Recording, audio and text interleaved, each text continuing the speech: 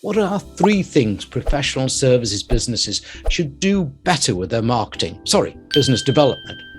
In 2022. The first thing that they can do is realize that the very thing that they love to say is the reason people do business with them is because someone knows, and trusts them. They like to say in some way, one or all 3 of those things matter. So when we talk to them, they agree that those things matter, but yet they don't prepare a marketing plan or strategy to be more visible, to develop that know, and trust factor. And one of the first things we always recommend professional service companies do is to release their expertise on platforms like YouTube, Facebook, Instagram, etc., because they know things that their ideal customer is thinking in their head. And if that person is thinking that in their head and you show up with an answer, then there's this, again, digital transference of trust, and it helps to bring and warm that person up. Isn't it exciting though, this new technology that we've got now, that doesn't die away, like yesterday's newspapers, tomorrow's fish and chip paper, we used to call it over in the UK.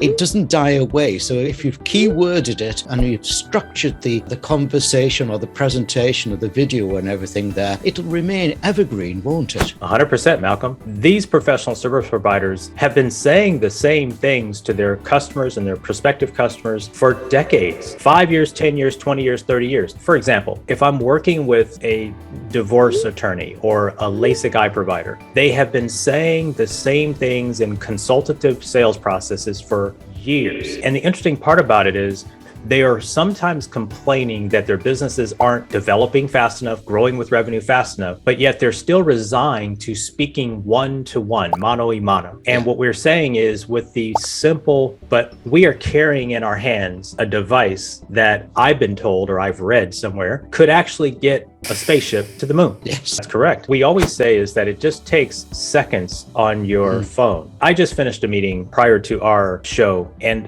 the gentleman that I just spoke with is a small business owner, professional service provider, and I left that meeting with 3 myths that he talked about, things that he believes are true that are not true, that I had to talk to him about his particular marketing situation. And for me today, I'm going to take those 3 dialogue, those 3 points of conversation, and record 1-minute videos on each of them, because if he believes that they're true and they're not because I said so, but because he just doesn't know what I know, then who else believes that those 3 things are true that could be holding them back from their end goal? So I'm simply going to record 3 1-minute videos with those topics and put those out on my socials.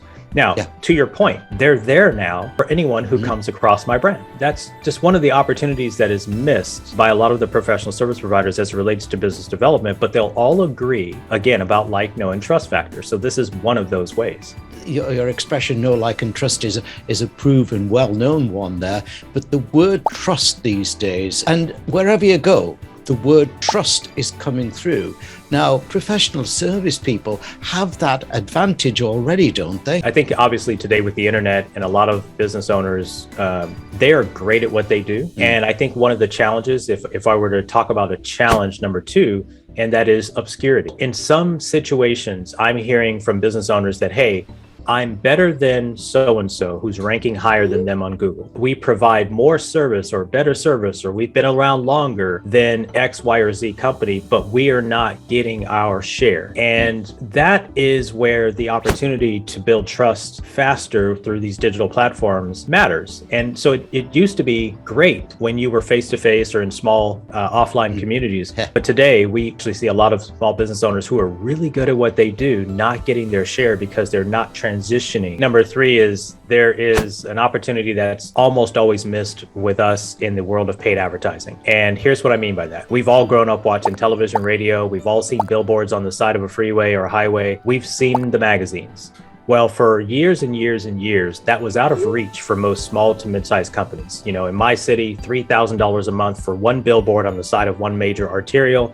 That's a strong stretch. for a company that's doing $500,000 or $1 million. Well, what a lot of small businesses don't realize today is they can get those same 1,000 impressions on platforms like Facebook and Instagram and YouTube for $5 to $10 to $15. But they believe that they've seen an ad. They understand television advertising. They're like, I can't afford that. Great. You can afford a $5, $10 CPM through these other platforms. And so that is the other mistake or the other opportunity that is sitting at their, it's at their doorstep for a while, because Malcolm, at the end of the day, that cost is rising by the day because more and more players are coming into that space. So they have to jump on it today while costs are still low. Otherwise, they will be seeing, online ad costs jumping up to where television and radio and billboards are. So that's another great opportunity that's being missed.